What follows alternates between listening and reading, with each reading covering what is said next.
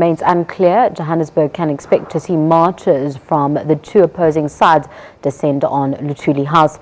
A group calling themselves the Friends of Jacob Zuma, which comprises of the Black First, Land First and other groupings, have promised to head to the party's headquarters with their message, hands off Jacob Zuma. The ANC in Gauteng, on the other hand, has vowed to defend Luthuli House. On Friday, the Black First, Land First claimed that President Zuma was under siege because of his stance in trying to advance a black agenda. The BLF argues that Zuma attackers are against his policies on radical economic transformation and land expropriation. But the ruling party has vowed to oppose the march, arguing the future of President Zuma is an internal ANC matter. Those opposed to the march said it should be held at the Union buildings because President Zuma is no longer the party president, but the president of the republic.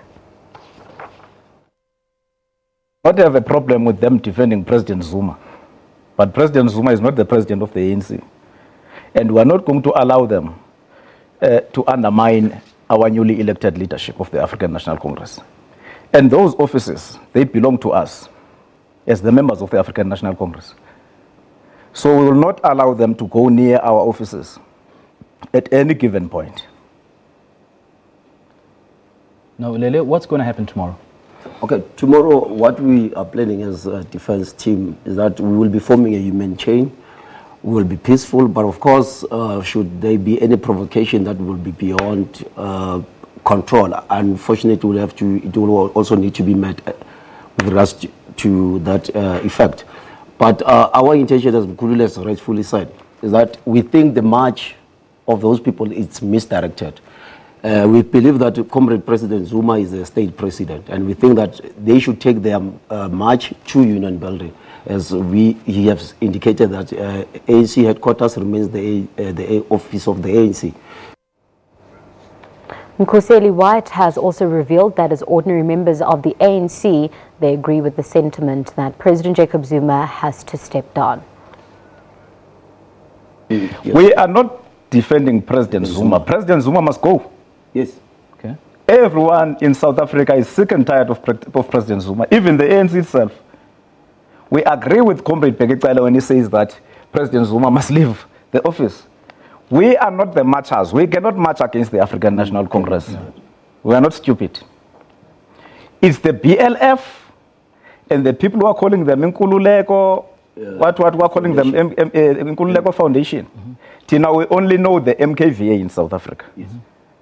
And what we expect is to see MK soldiers. And I promise you, legit MK veterans will be with us in Luthuli tomorrow in defense of the African National Congress. Okay. We can never defend a criminal. We can never defend someone who has wrecked our country into pieces. We cannot defend President Jacob Zuma. So if you got the information that we are defending President Jacob Zuma, you must go back and consult your sources. Joining us now on the line is Professor Friedman, who will assist us in unpacking what might transpire at the meeting between President Jacob Zuma and the members of the ANC Top 6 tonight. Prof, thank you very much for joining us on SABC News. Now, there's been a raging debate about the contents of tonight's meeting between President Zuma and the ANC Top 6. What do you make of the entire exercise? Thank you. Look, what has happened is that the ANC National Executive Committee, which in effect runs the ANC in between conferences, has asked the top 6 to negotiate with President Zuma the problem of two centers of power. And what that means is, whether you're one of the people who played on the clip who says that Mr. Zuma has destroyed the country, or you're one of the people who thinks that Mr. Zuma is a wonderful president. The issue is that you have a situation for the next 18 months as it stands at the moment, in which the president of the ANC and the president of the country is a different person. And the ANC has been saying for 10 years now that is not a workable situation. It really doesn't work to have a situation in which you're the governing party and the leader of your party and the leader of the government are different people. So I think that is the issue which will be raised with President Zuma. There are various stories about how he's likely to react. I think he may well react by wanting to negotiate the terms. But I think the likelihood is that at some point in the next few months, sooner or later, Mr. Zuma will step down because that does seem to be the wish of the ANC, and it does seem to be the most practical way to deal with the situation I've just described. I think some people are being a bit dramatic about this. They think that a meeting takes place, suddenly Mr. Zuma walks out of the room and resigns. That is probably unlikely because this is probably the beginning of a conversation between the ANC leadership and Mr. Zuma, which will continue for a while. Now, Prof, the ANC has been here before, and I want us to touch on the point about the two centers of power. Why wasn't it dealt with even before the elective conference, for example, because they knew they would find themselves here eventually? That's a very good question, and quite frankly, the reason it wasn't dealt with before now is internal ANC divisions.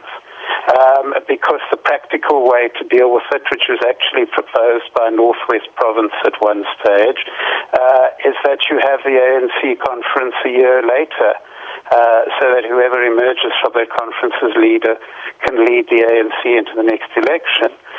But because the ANC was divided between strong supporters and opponents of Mr. Zuma, the opponents of Mr. Zuma said there was no way they were prepared to accept a situation in which he would have an extra year as ANC president. So until we get to a situation where there's enough unity in the ANC for them to do the obvious, which is to have a conference much later so that it coincides with the general election, then the ANC stuck with this problem. Prof, I want to look at the sentiments around unity. There's the challenge of divisions within the ANC top six itself. I mean, with some members saying Zuma must go and others saying he'll see off his term as the head of state. What does this tell about the unity of the ANC, which they speak so much of? Well, I think that, a lot of unrealistic statements are being made about unity. The ANC is clearly an organization which is divided. But interestingly, I think what we're seeing in the ANC, at least for the moment, is that there's more unity than some may have expected. And that's not because people who've been fighting with each other have suddenly decided that they really like each other. It's a convenience. And the convenience is caused by the situation that the ANC has to fight an election in 18 months' time, that it doesn't want to go into that election in a situation in which we have a year of the kind of fighting and the kind of arguing in the clips that you played earlier. And therefore, the ANC is in a sense forced to largely unite over this issue because it wants to win the next election. But this idea that suddenly the ANC has become a united organization, that people who spent the last 5 years or more fighting with each other have suddenly decided to work with each other, no, that's not realistic, and these divisions will continue.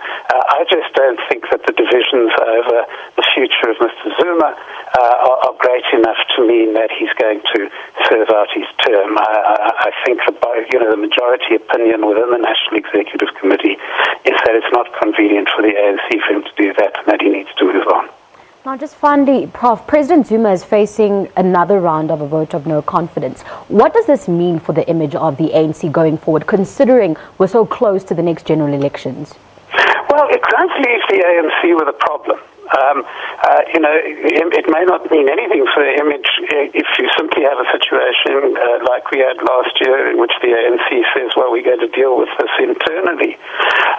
But there are obviously expectations out there that Mr. Zuma should move on.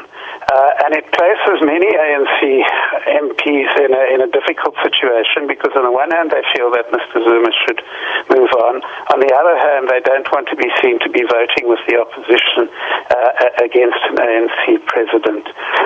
My sense is that the ANC will want to deal with this internally, that they won't want to settle the matter by voting for an opposition motion of no confidence.